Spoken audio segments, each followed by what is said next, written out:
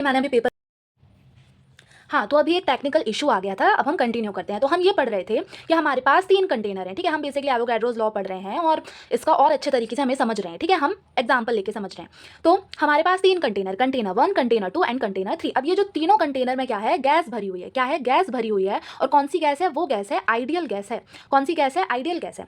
तो इन तीनों कंटेनर में जो गैस है उनका क्या है, टेम्परेचर सेम है, प्रेशर सेम है, और तो और साथ साथ में क्या है, वॉल्यूम भी सेम है। तो जब मैंने बताया था, बेसिकली एवोगैड्रोस लॉ यही कहता है कि कोई भी कंटेनर, कोई भी 2 या 2 से ज़्यादा कंटेनर में अगर उन गैस का टेम्परेचर सेम हो, उस गैस का टेम्परेचर सेम हो, प्रेशर सेम हो और साथ साथ वॉल्यूम भी सेम हो, तो जो नंबर ऑफ मॉलिक्यूल्स हैं वो भी क्या हो जाएंगे, इक्वल हो जाएंगे। ठीक है? तो क्या कह रहे हैं कि 3 कंटेनर है, उनके पास have same temperature, pressure, have same volume, then the number of molecules will also भी इक्वल। ठीक है? नंबर ऑफ मॉलिक्यूल्स भी सेम हो जाएंगे। ठीक है? अब हम एग्जाम्पल देखते हैं कि मान लो हमारे पास 1 लीटर क्या है, हाइड्रोजन गैस है। ठीक है? और देन ऑक्सीजन गैस है। ठीक है? हाइड्रोजन और ऑक्सीजन है। ठीक है? तो ये पता नहीं क्या यूनिट लिखी हुई है, 1 लीटर तो नहीं होगा आई गेस।